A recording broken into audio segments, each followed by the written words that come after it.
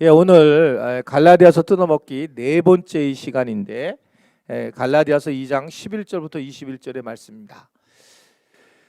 우리 참여하신 분들 앞에 분들 옆에 분들을 보고 인사하겠습니다. 반갑습니다. 은혜 많이 받으십시오 하고 인사하겠습니다. 갈라디아서 뜯어먹기 네 번째 시간입니다. 2장 1절부터 21절의 말씀을 한 목소리로 말씀 읽겠습니다. 자, 시작. 게바가 안디옥에 이르렀을 때에 책망받을 일이 있기로 내가 그를 대면하여 책망하였노라. 야고보에서 온 어떤 이들이 이르기 전에 게바가 이방인과 함께 먹다가 그들이 오매 그가 할례자들을 두려워하여 떠나 물러가매 남은 유대인들도 그와 같이 외식함으로 바나바도 그들의 외식에 유혹되었느니라. 그러므로 나는 그들이 복음의 진리를 따라 바르게 행하지 아니함을 보고 모든 자 앞에서 게바에게 이르되 내가 유대인으로서 이방인을 따르고 유대인답게 살지 아니하면서 어찌하여 억지로 이방인을 유대인답게 살게 하려느냐 하였노라. 우리는 본래 유대인이요 이방 죄인이 아니로되 사람이 의롭게 되는 것은 율법의 행위로 말미암음이 아니요 오직 예수 그리스도를 믿음으로 말미암는 줄 알므로 우리도 그리스도 예수를 믿나니 이는 우리가 율법의 행위로서가 아니고 그리스도를 믿음으로써 의롭다함을 얻으려 함이라. 율법의 행위로서는 의롭다함을 얻을 육체가 없느니라. 만일 우리가 그리스도 안에서 의롭게 되려 하다가 죄의 눈이 드러나면 그리스도께서 죄를 짓게 하는 자냐? 결코 그럴 수 없느니라. 만일 내가 헐었던 것을 다시 세우면 내가 나를 범법한 자로 만드는 것이라. 내가 율법으로 말미암아 율법에 대하여 죽었나니 이는 하나님에 대하여 살려 함이라. 내가 그리스도와 함께 십자가에 못 박혔나니 그런즉 이제는 내가 사는 것이 아니요 오직 내 안에 그리스도께서 사시는 것이라. 이제 내가 육체 가운데 사는 것은 나를 사랑하사 나를 위하여 자기 자신을 버리신 하나님의 아들을 믿는 믿음 안에서 사는 것이라. 내가 하나님의 은혜를 패하지 아니하노니 만일 의롭게 되는 것이 율법으로 말미암으면 그리스도께서 헛되이 죽으셨느니라. 아멘. 우리 주님을 사랑하시는 분들은 아멘 하시기를 바랍니다.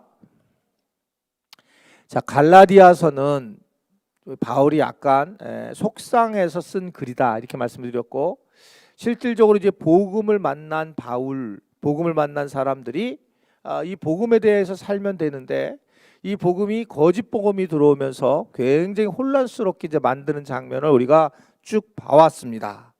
즉 사도 바울의 전한 복음 자체가 불완전하다. 그러니까 즉 이방인에게 처음 전한 복음 자체가 좀 문제가 있다. 이제 이런 소리를 들으면서 결국 이방인에 대한 복음을 전하는 것 자체에 이제 문제를 삼기 시작을 했고, 이 일로 인해서 갈라디아 교인들이 사실은 상당히 혼돈스러웠고 실제로 많이 그 이야기에 빠졌던 것 같습니다.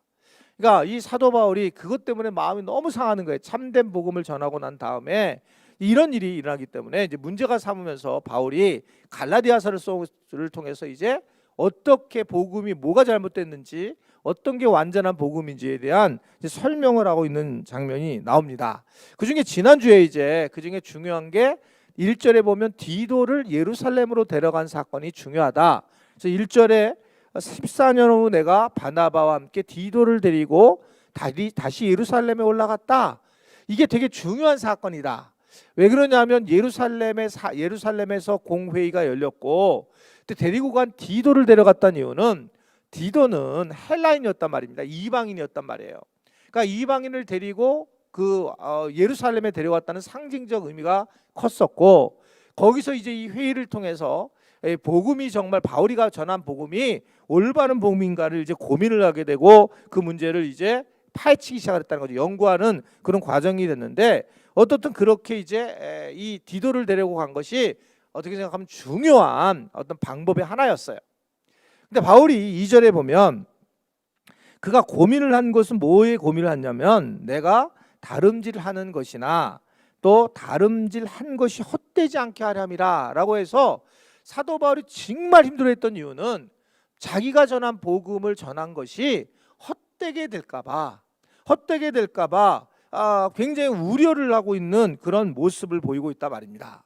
그러니까 복음은 정말 복음 안 하면 하나님은 쉽게 우리를 이 땅에서 충분히 살 수 있게 했다. 이게 바울이 얘기인 거고, 그래서 그것은 은혜다.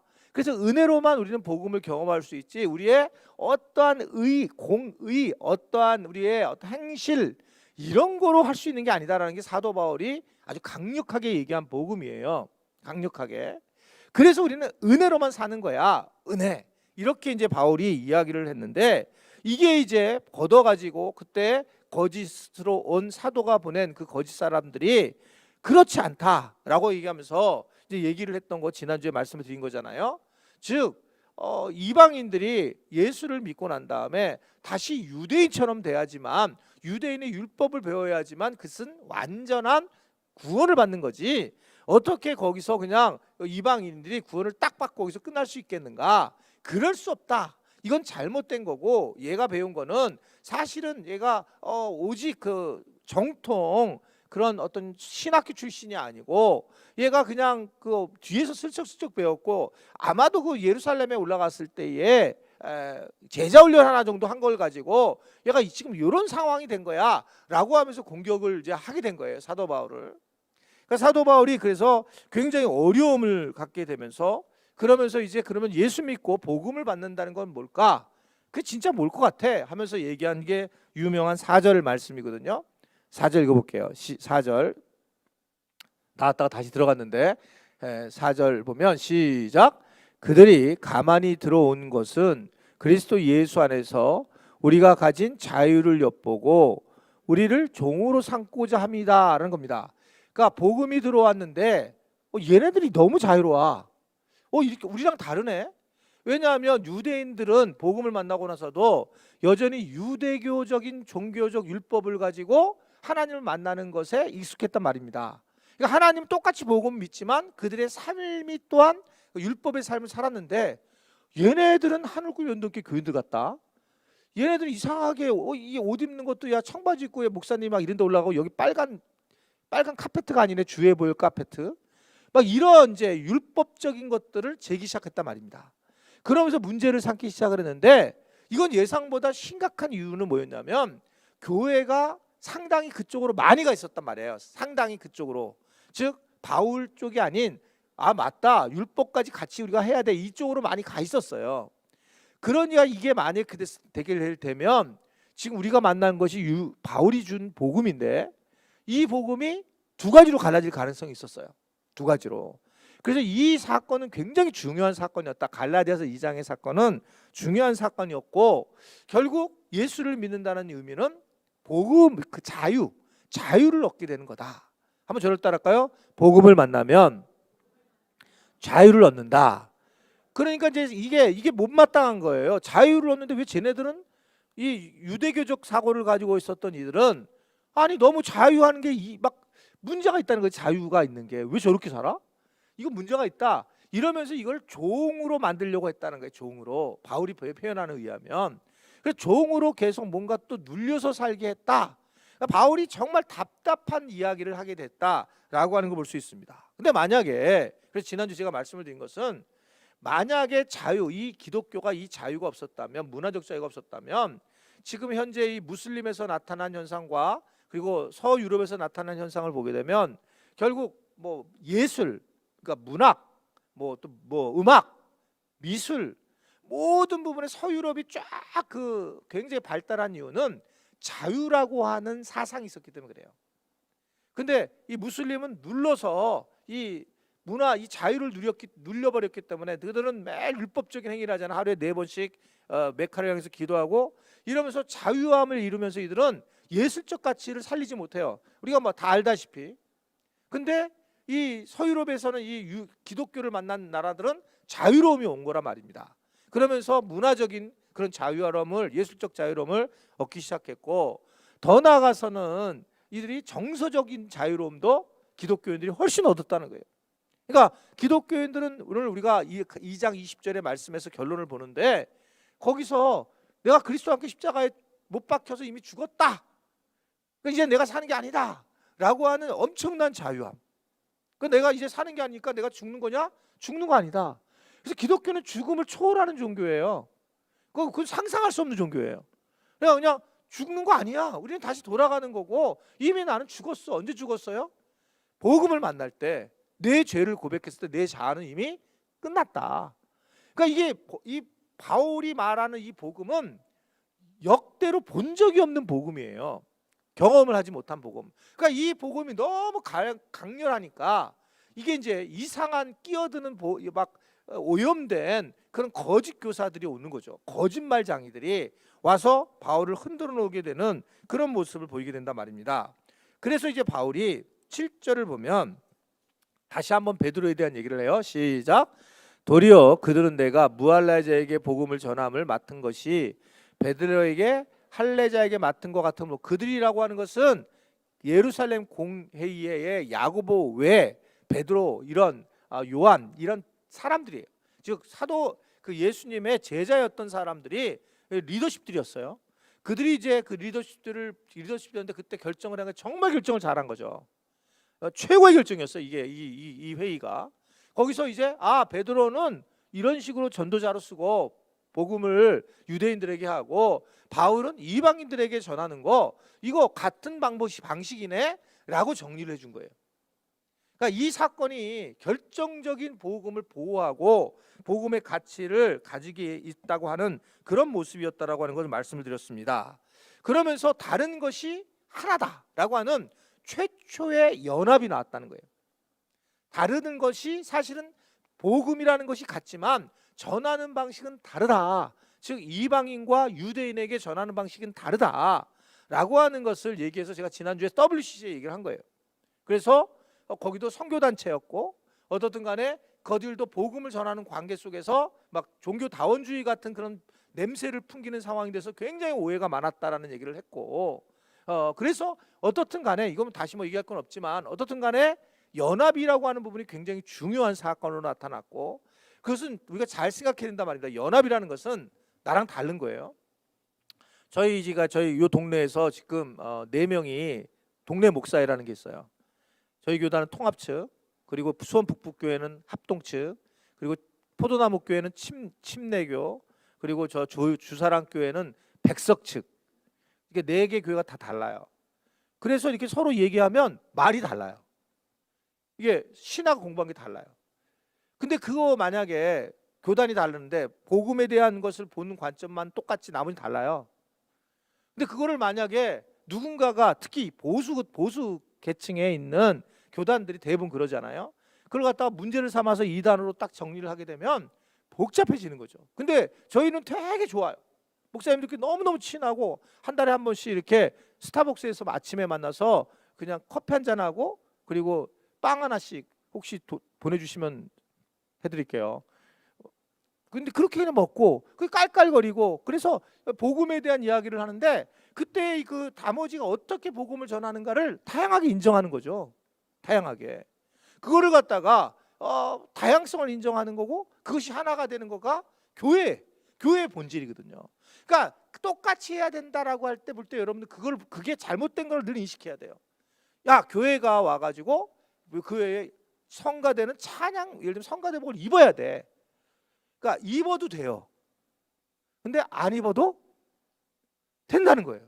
복음하고 상관이 없는 거잖아요. 그렇죠? 그러니까 이런 거에서 목숨을 걸 이유가 없다는 거예요. 목숨을 걸 이유.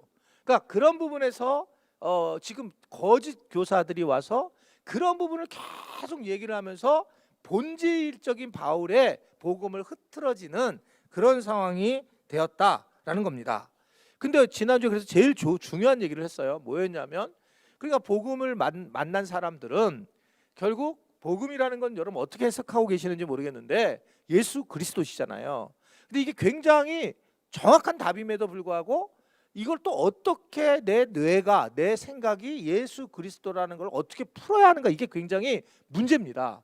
그러니까 저는 어떻게 풀고 있냐면 예수 그리스도를 바라보는 거를 예수님이 바라보는 것을 내가 바라보는 것이다라고 정리하고 있어요. 저는 개인적으로 이건 좀 성경에 나온 건 아니에요. 근데 주님을 바라본다 이 얘기는 내가 누군가 주님을 바라본다는 주님이 바라보는 것을 바라보는 것이다.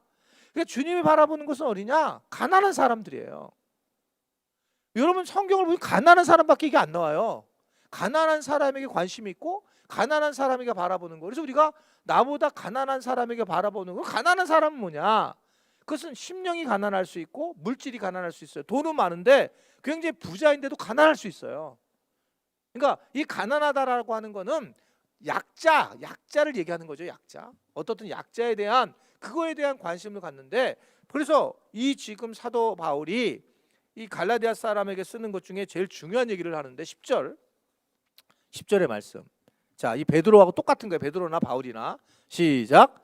다만 우리에게 가난한 자들을 기억하도록 부탁하였으니 이것은 나도 본래부터 바울에게 따는 거 부탁한 게 아니라 예루살렘 공회의에서는 야, 복음 전하는 거 근데 가난한 사람 신경 써야 된다, 이 얘기를 부탁했다는 거예요. 그들도 이미 가난한 자들을 위해서 애썼고, 그러니까 가난한 자는 기억해야 돼, 이런 일이 같았다는 거예요. 그래서 최종적으로 교회의 목적은 가난한 자들을 어떤 식이든지 섬기고 돕는 거예요. 그래서 복음을 전하는 것도 그들 안에 영적인 가난함을 가진 자들에게 복음을 전하는 거고, 그러니까 예수님이 어디를 바라보고 있느냐가 중요한 부분이라는 거죠.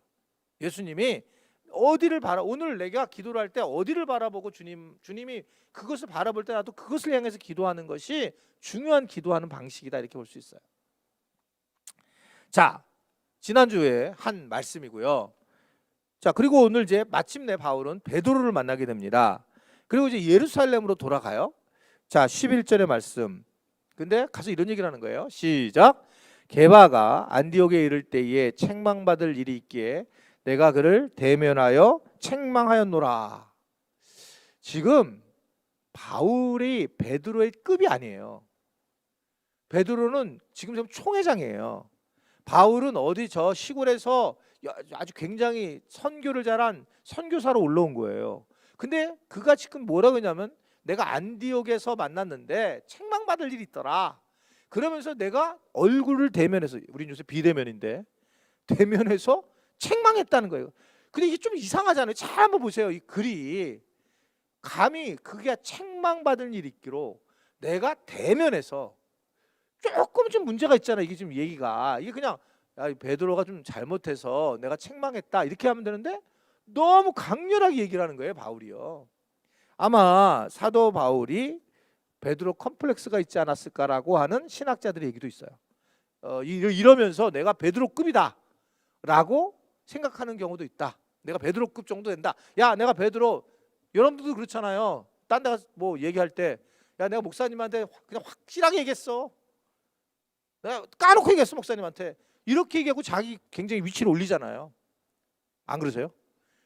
그렇게 올리잖아요. 자기를 올리려면 그렇게 얘기하는 것처럼 지금 베드로도 베드로에게 대해서도 그런 이야기를 하고 있단 말입니다. 많은 사도를 만났는데 이 베드로에 대한 특별한 의식과 율법이 있어요. 이스라엘을 가보신 분들은 다 아실 텐데 이스라엘에 가게 되면 이렇게 뷔페를 가잖아요. 그러면 유대인들만 먹는 음식과 이방인들, 우리가 가면 우리가 먹는 음식이 따로 있어요. 따로 지금도 음식이.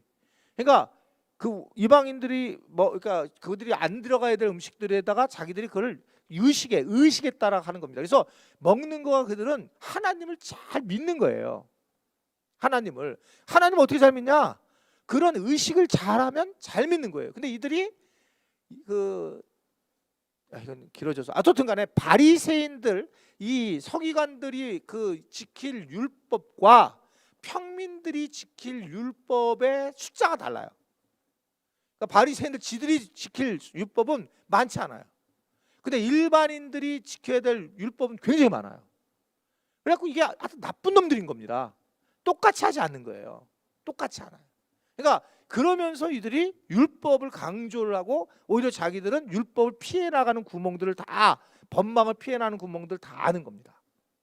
어떻든 그런 과정에 있었는데 정결의식에 대한 관심을 가졌는데, 왜냐하면 이거는 우리가 구약에서 이미 봤단 말입니다. 구약의 정결의식 중에 부정한 음식을 먹지 말라는 거예요.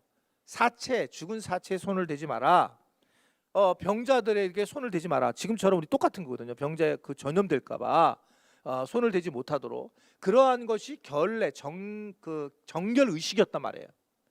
그러니까 그런 과정에 왜 그렇게 했느냐? 그 이유는 하나님이 누구시냐? 하나님은 거룩하신 분이시기 때문에 그 거룩하심을 드러내기 위해서 너희들이 정결해야 된다는 것이 초점이었단 말이에요.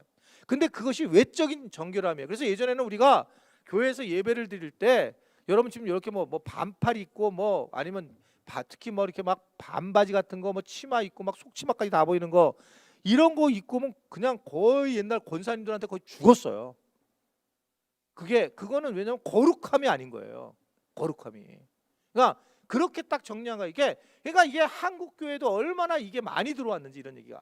아니 뭐 단정하게 옷을 입고 오는 것은 좋지만 어떻든 그런 것들이 하나님이 거룩하다와 다른 거고 목사님들도 거룩하게 하려고 목소리를 굉장히 거룩하게 했죠.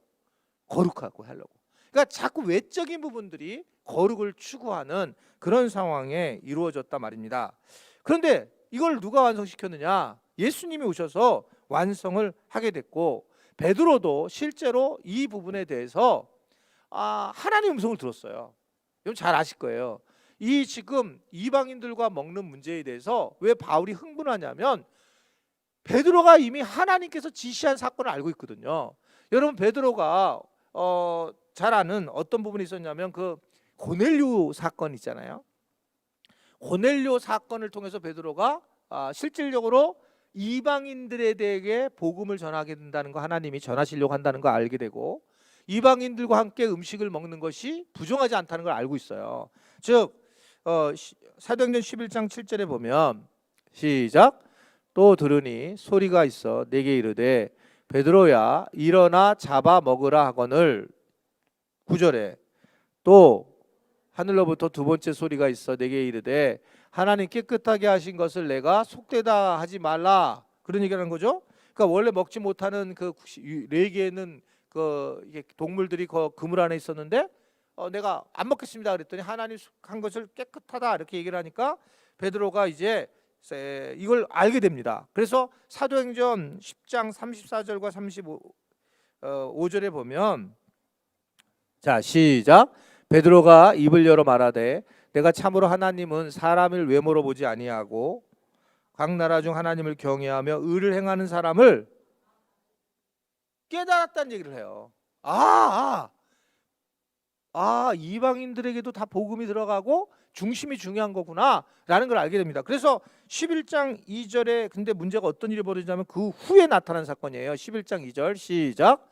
베드로가 예루살렘에 올라갔을 때에 할례자들이 비난했다라는 겁니다. 왜 비난했냐면 이방인들하고 먹고 있는 모습을 그가 야고보가 보낸 사람들을 만나는 순간에 도망을 갔다는 거예요. 바울이 지금 얘기하는 거는 도망을 갔다는 소식을 들으니까 이미 다 하나님께서 말씀하신 거를. 그러니까 이 배경을 모르면 아까 얘기한 베드로가 저 바울이 상당히 아주 교만하거나 이렇게 볼 텐데 사실은 진짜 배경을 보게 되면 사도 바울이 이 베드로에 대해서 굉장히 속상한 겁니다. 베드로는 대표적인 사람인데 그런데 이미 회의에서도 결정을 해줬고 그리고 실제로 하나님이 그에게 말씀하셨는데 그가 위선을 부리는 장면으로 나타나게 된단 말입니다.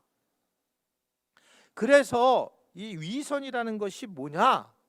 마음과 행동이 따로 노는 거예요. 위선이라는 거. 여러분 그래서 위선을 떨면 누가 제일 힘드냐면 자기가 힘들어요. 자기가 느끼거든요. 자기의 마음과 행동이 따로 노는 거기 때문에 굉장히 자기가 어려워지는 걸 볼 수가 있습니다. 그러니까 우리가 제가 가장 중요한 우리 교회에서 중요한 자유에 대한 걸 주려고 우리 교회는 자유롭다라는 것을 말로 주려는 게 아니라 진짜 자유로움 주려고 제가 한 게 뭐냐면 제일 밑에 깐 게 그 위선을 없애려고 하는. 그래서 뭐라 그랬냐면 제가 이렇게 표현을 많이 하죠.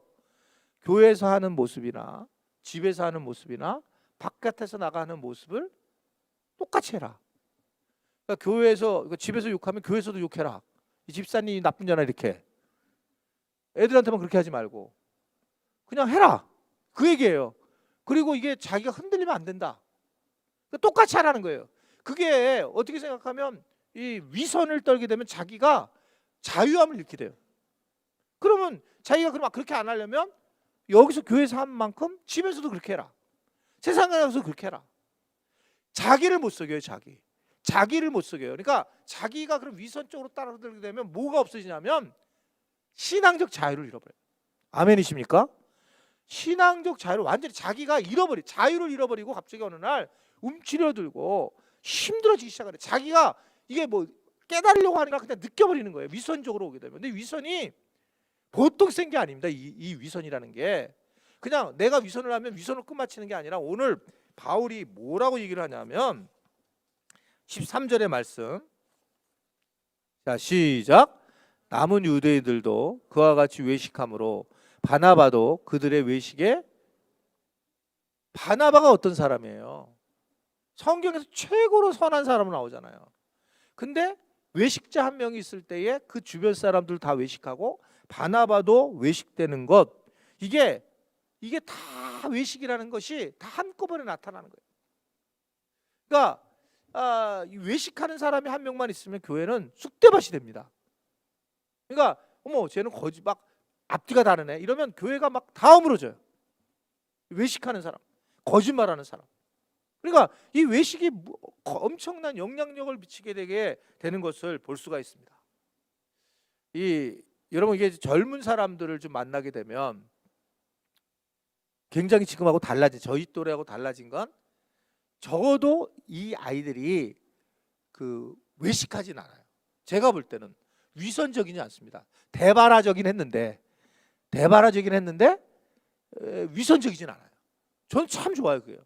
그러니까 열불도 올라오죠. 열불도 이렇게 보면 진짜 막. 그렇지만 정말 좋은 거는 이게 위선을 하지 않은 거예요. 근데 어른들은 너무 위선을 떠는 거예요. 그러니까 지금 이제 이게 나는 그거에 대해서 받아들이진 않지만 이제 많은 목회자들이 결국 지금 다시 목회를 하면 어디를 하고 싶으면 청소년이나 청년들을 하고 싶어요. 그러니까 장년들에 대해서는 변하지 않는다라고 결론이 돼 있어요. 변하지 않는다. 이거로 결론이 돼 있어요. 그러면서 목회의 어떤 기쁨을 누리려면 청년들과 청소년들을 해야지만 변한다. 맞아요. 왜냐하면 청소년들과 청년들은 예를 들면 떡볶이 한번 사주면 걔네들은 반응이 달라요. 이게 그냥 반응을 해요. 그러니까 뿌린 걸 쫙 해버려도 확 하고 오게 된단 말입니다. 위선이라는 게 없어 그래요. 근데 이게 어른들은 앞에서, 저는 제일 무서운 사람이 제 앞에서 굉장히 저를 칭찬 많이 하는 사람 있잖아요. 저를 너무 보통 때 좀 해줘도 돼요. 근데 너무 많이 하는 분들은 무서워요. 위선이 있기 때문에.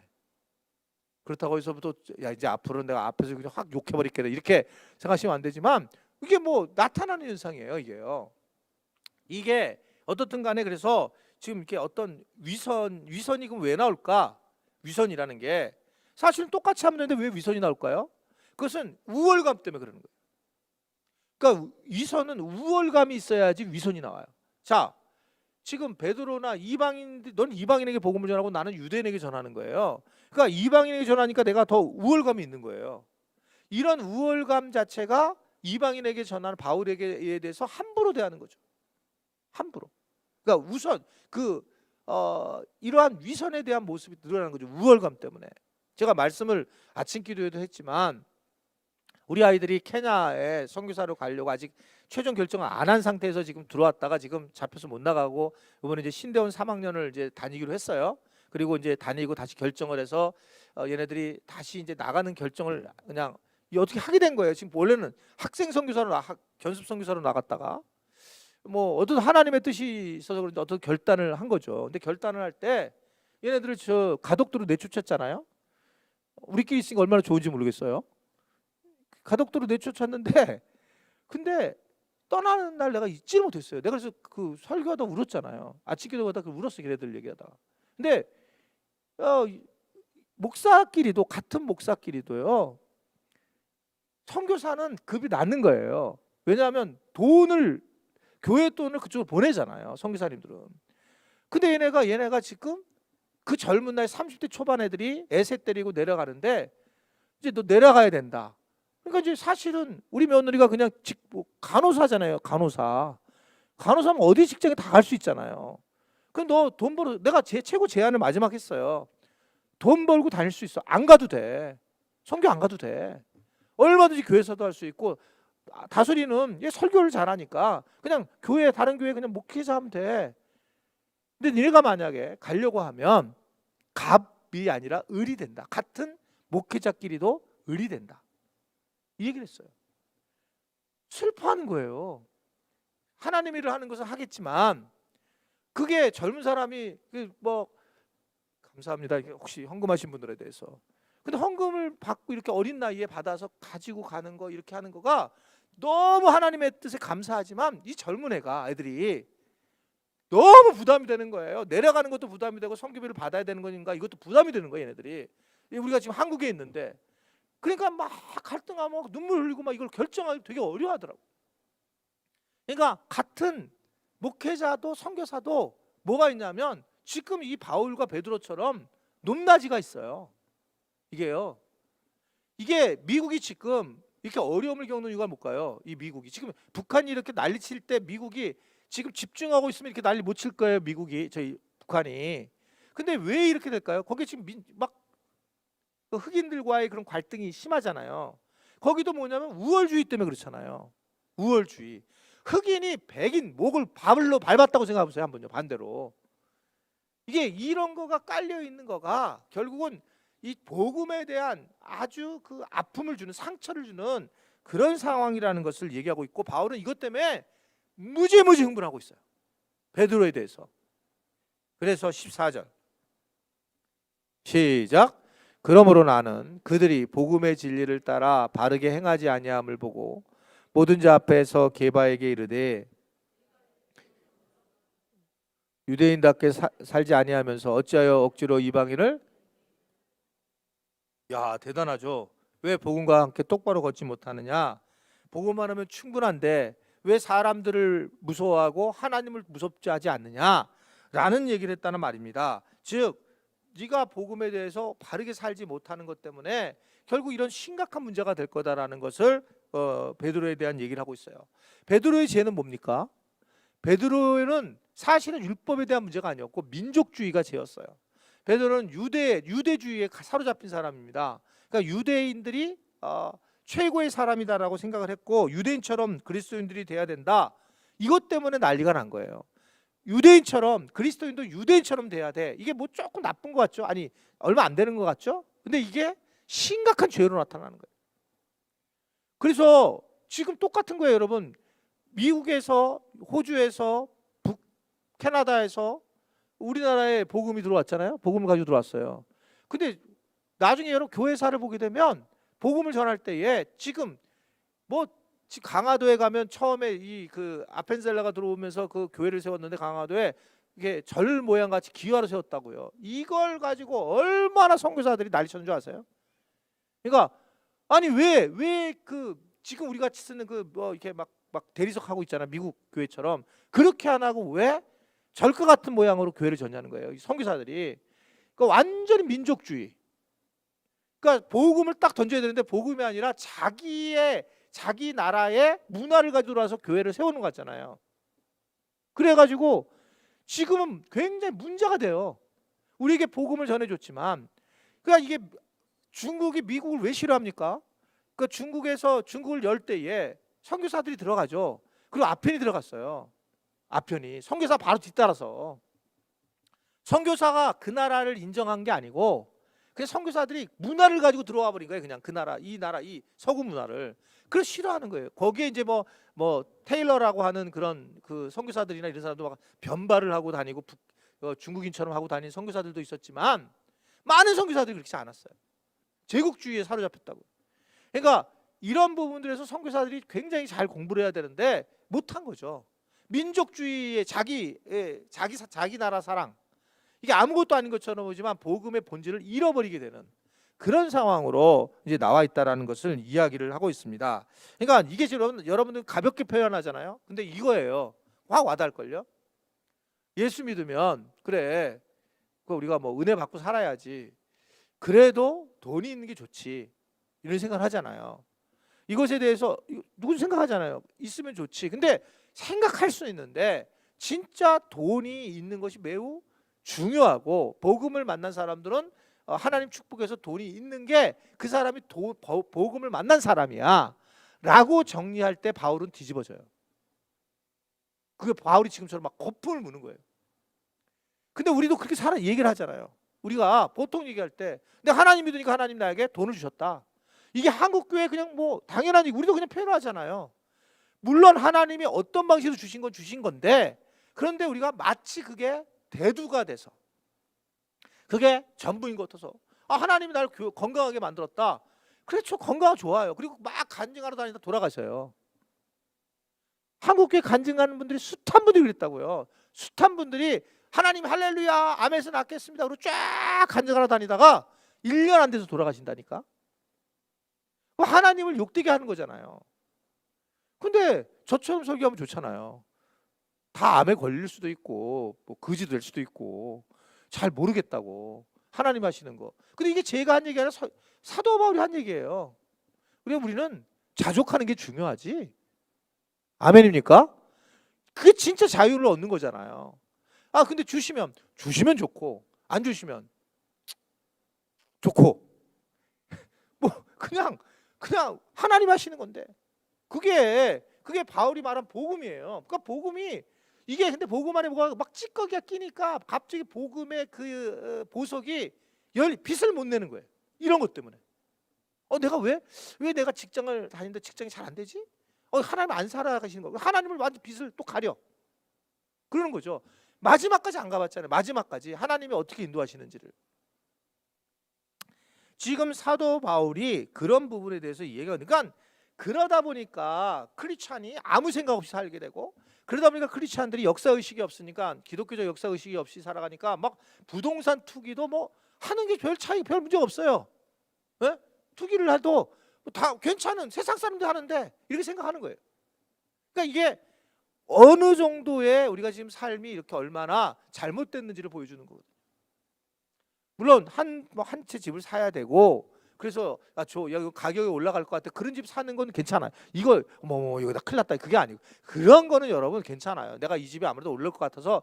근데 막 3채 4채 막 가지고 다니면서 그래가지고 헌금한다고 나중에 무슨 선교한다고, 주님 그걸 원하지 않아요. 그거 빨리 그거 팔으세요. 그거 주님 그런 성경을 원하지 않아요. 이게 그런 것에 우리가, 근데 문제는 뭐냐면 심각하게 생각하지 않는 거예요. 사도 바울이 볼 때 그런 걸 심각하게 생각하지 않는 거 지금. 그래서 바울은 이것을 지금 이 베드로의 문제를 심각하게 생각을 하고요. 15절 16절 시작. 우리는 본래 유대인이요 이방 죄인이 아니로되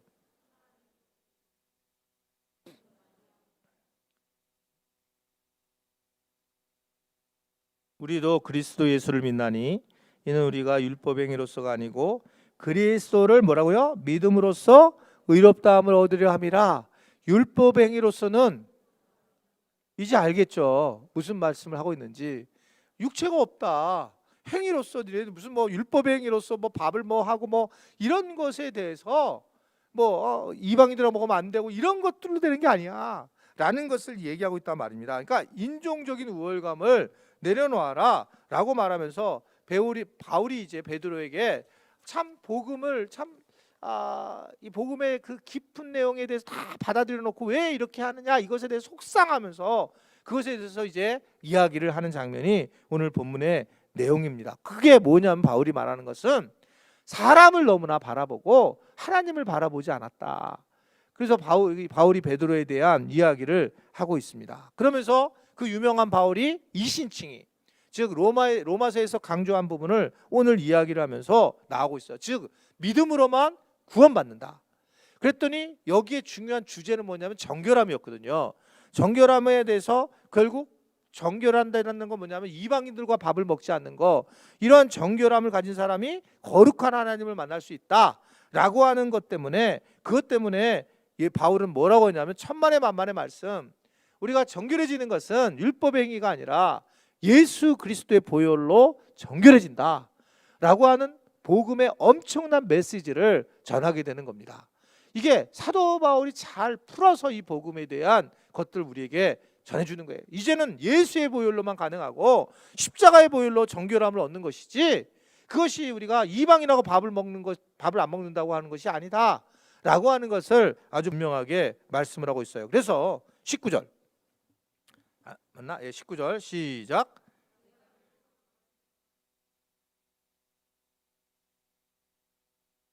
예, 이거는 율법에 대해서 죽었다는 얘기는 율법을 내가 지키지 않겠다 이런 얘기가 아니고, 율법을 지켰다고 하는 것은 내가 구원의 길을 가는데 구원의 길을 가기 위해서 율법에 대해서 죽어야지만 가기 때문에, 그래서 율법에서 난 죽었다 이거예요. 그리고 내가 근데 이거는 다시 살아나기 위해서, 율법은 나를 죽였지만 은혜로 나는 살아났다라는 것에 대한 중요한 이신칭의 밑바탕에 대한 말씀을 우리에게 전해주고 있는 거거든요. 그래서 이제 그 앞부분 17절 말씀을 보면 17절 18절 말씀 시작. 만일 우리가 그리스도 안에서 의롭게 되려 하다가 죄인이 드러나면 그리스도께서 죄에게 짓게 하는 자냐? 결코 그럴 수 없느니라.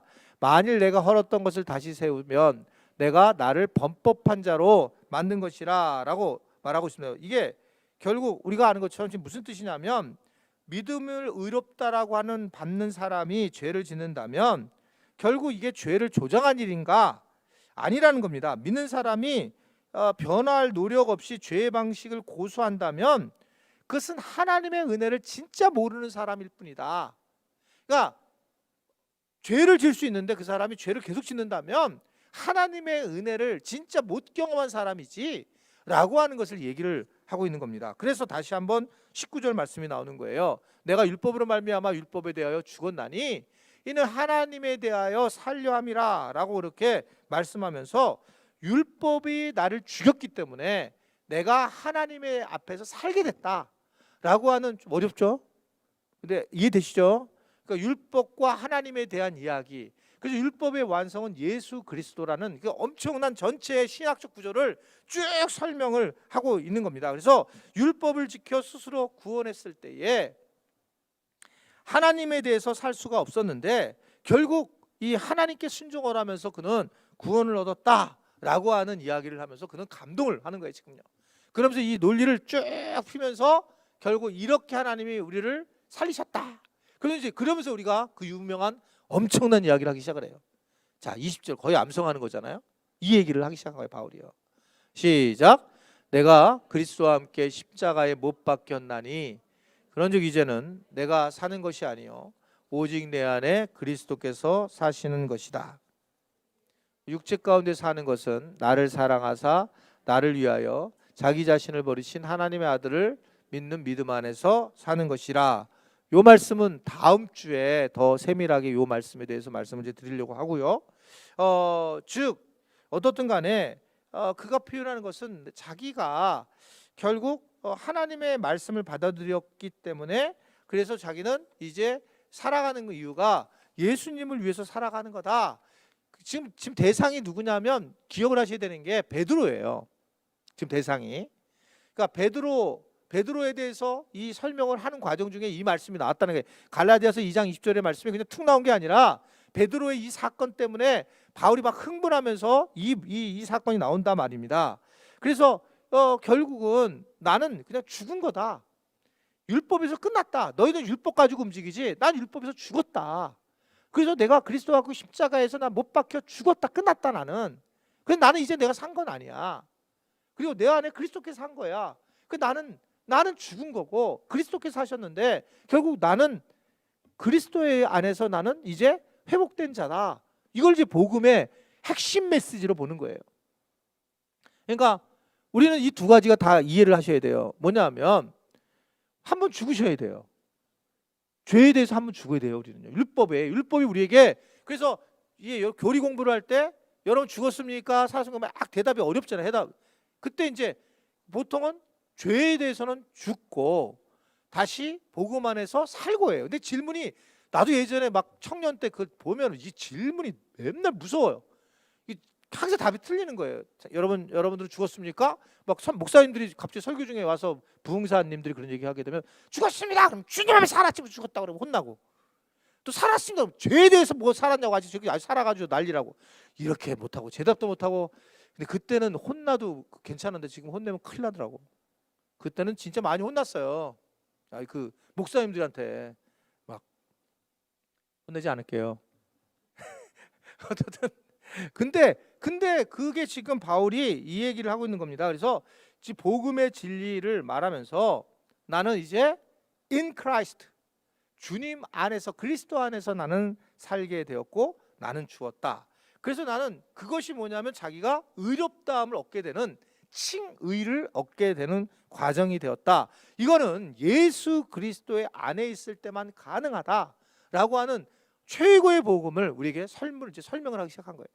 그러니까 예수님을 우리가 그냥 막연하게 믿는다가 아니에요. 이제 그걸 푼 거예요. 믿는다로 그렇게 끝마친 게 아니라 예수님을 믿으면 우리 죄에 대해서 죽어야 되고, 그래서 정말 완전히 죽었다고 선언을 해야 된다는 거죠. 복음학교에서 그러잖아요. 나는 뭐 십자가에 못 박혀 죽었습니다. 이걸 강조하잖아요.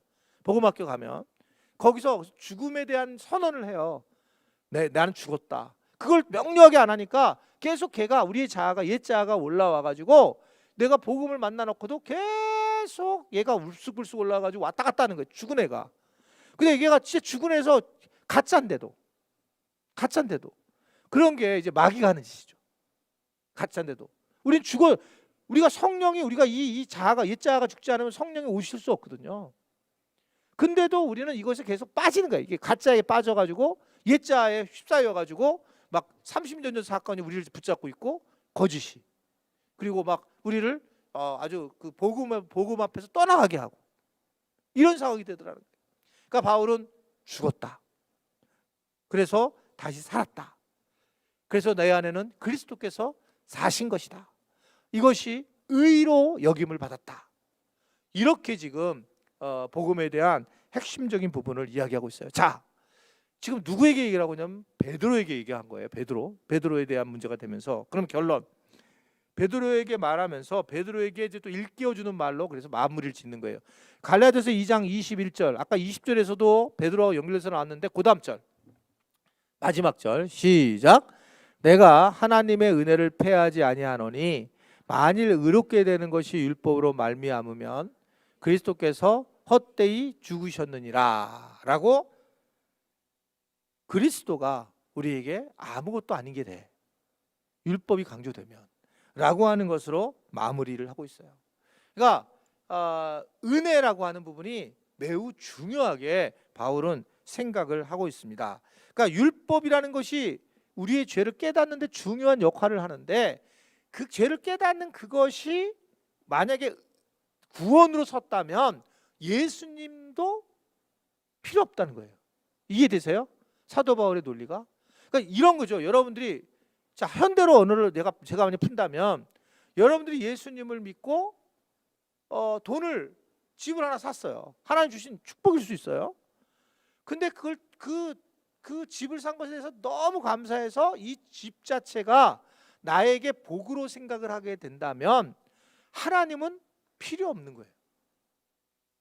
그런 얘기예요. 그러니까 지금하고 똑같단 말입니다. 그러니까 우리가 주신 복에 대해서 감사를 할 줄 알아야 되지만, 그것이 복이라고 생각할 때에 큰 죄악에 빠지게 되는 이 부분을 얘기하고 있다. 그러니까 특히 자녀들이 정말 위험한 거예요. 그러니까 내 자녀들은, 우리는 타고난 그냥 자녀를 사랑하는데, 이 자녀들이 정말 우리가 기도해 줘야 되고 자녀들을 잘 애써야 되는 건 너무 당연하지만, 자녀들에 대해서 하나님 주신 분명히 상급이잖아요. 근데 이게 상급이 뒤집어져 가지고 하나님보다 더 높아지는 거, 무서운 겁니다. 그렇게 되면 예수 그리스도도 필요 없다라고 하는, 위선을 떨고 있구나라고 하는 것을 우리에게 전해주고 있습니다. 우리는 예수 그리스도를 통해서 구원받은 자고, 그래서 이제 바울은 곧 갈라디아서 3장으로 넘어 들어가면서 십자가에 대한 사건을 얘기하면서, 이제 우리는 구원받은 자로 그분을 기쁘게 해드리며 살아가는 것이 우리의 인생의 몫이다라는 것을 얘기를 해요. 우리가 기쁜 게 아니라, 내가 기쁜 게 아니라, 제가 이렇게 계속 강조하죠. 그러니까 기도하실 때도 목사님의 설교를 통해서 우리가 위로받기 하는 것도 중요해요. 중요하지만 여러분들이 기도할 때 조금 더 하나를 더 보면, 혹시라도 잘못된 기도는 아닙니다. 그냥 목사님의 말씀을 통해서 하나님께 기쁨을 돌려드렸으면 좋겠습니다 기도한다면 더 훌륭한 기도가 될 수 있어요. 우리가 위로받는 것보다.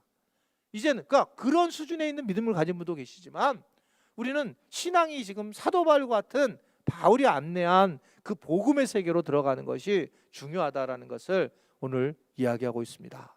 아무쪼록 여러분들이 다시 한번 복음을 통해서 하나님의 마음을 기쁘게 하는 그런 귀한 은혜가 있기를 간절히 바랍니다.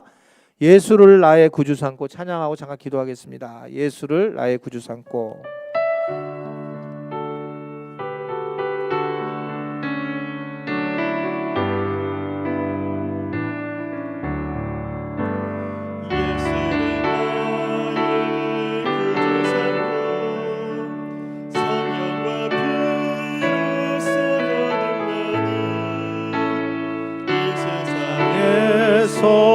내 영혼이 하늘의 영광 누리도다. 이것이 나의 간증이요 나의 간증이요 이것이 나의 찬송일세.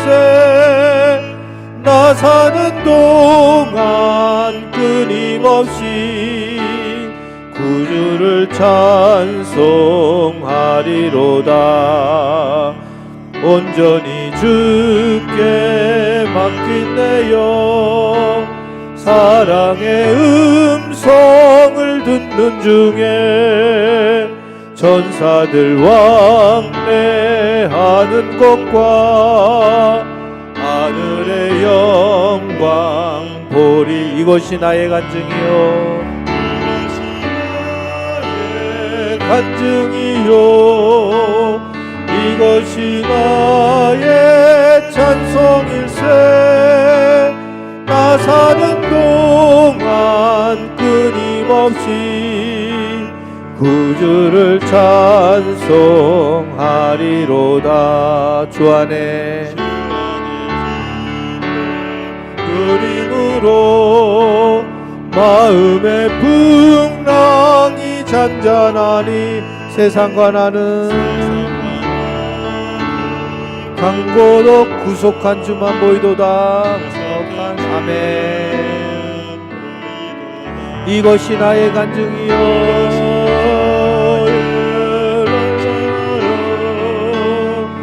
이것이 나의 찬송일세. 나 사는 동안 끊임없이 구주를 이것이 나의 간증이요 이것이 나의 간증이요 이것이 나의 찬송일세. 나 사는 동안 끊임없이 구주를 찬송하리로다. 예, 오늘 우리는 잠깐 세 가지 기도하고 제가 마친 기도하겠습니다. 하나는 우리 코로나19를 위해서 계속 기도했으면 좋겠고요.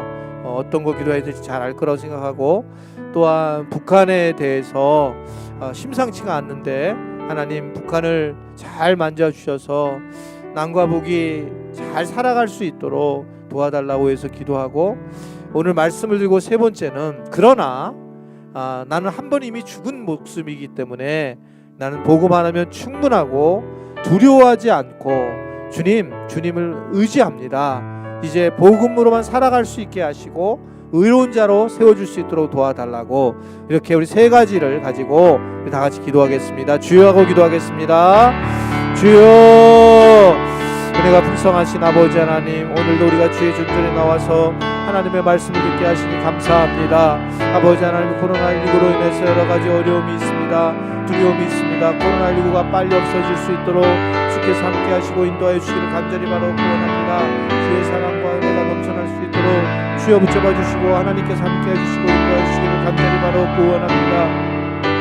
아버지 하나님, 이 세상이 너무 어렵고 힘든데 확진자들이 줄어들 수 있도록 도와주옵소서. 하나님, 그래서 하나가 되는 은혜가 있도록 주여 붙잡아 주시고 인도하여 주시기를 간절히 바라고 구원합니다. 주여, 아버지 하나님의 사랑이 넘쳐날 수 있도록 주여 붙잡아 주시고 인도하여 주시기를 간절히 바라고 구원합니다.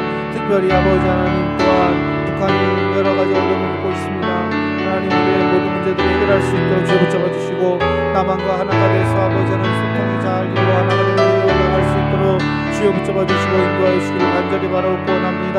한 몸이 되게 하여 주옵소서. 하나가 되게 하여 주옵소서. 하나의 모습대로 나갈 수 있도록 주여 붙잡아 주시고 인도하여 주시기를 간절히 바라옵고 원합니다. 주여 아버지 하나님께서 함께 하신 것들을 느끼게 하여 주옵소서. 하나님의 은혜가 넘쳐나갈 수 있도록 주여 붙잡아 주시고 인도하여 주시기를 간절히 바라옵고 원합니다. 아버지 하나님 오늘도 주님의 움직임을 원합니다. 주께서 함께 하여 주옵소서. 주의 사랑으로 우리를 붙잡아 주시고 주의 은총으로 우리를 붙잡아 주시고 인도하여 주옵소서. 하나님 보고 많으면 충분한 것을 기억하게 하시고 복음으로 나갈 수 있도록 주여 붙잡아 주시옵고 인도하여 주옵소서. 아버지 하나님 우리가 한 번에 죽었고 주님 은혜 가운데 의인으로서 살아갈 수 있는 은혜가 있도록 주께서 함께 하시고 인도하여 주시기를 간절히 바라옵고 원합니다. 주께서 이것이 나의 간증이요 이것이 나의 찬송일세 나 사는 동안 끊임없이 구주를 찬송하 3절 하겠습니다. 3절 주 안에 기쁨 누림으로 마음의 풍랑이 잔잔하니 세상과 나는 간 곳 없고 구속한 주만 보이도다. 이것이 나의 간증이요 이것이 나의 찬송일세 나 사는 동안 끊임없이 구주를 찬송하리로다. 하나님 아버지 바울의 복음을 우리가 다시 한번 갈라디아를 통해서 깨닫게 하시니 감사합니다. 그것이 그 옛날 이야기가 아니라 바로 지금의 이야기요 내 이야기인 것을 알고 복음 하나면 정말 충분한 삶을 살아가는 옛것에 매여있지 않고 우리가 율법에 매여있지 않는 삶을 살아갈 수 있도록 저희들을 붙잡아 주옵소서. 이제는 우리 주 예수 그리스도의 은혜와 하나님 아버지의 놀라우신 사랑하심과 성령의 유통 역사 인도하심이 우리 오늘 갈라디아서 말씀을 듣고 다시 복음 앞으로 돌아오기를 원하는 귀한 지체들 머리 위에 이 한반도 땅과 온 열방 위에 이제부터 영원토록 함께 하시기를 간절히 축원하옵나이다. 아멘.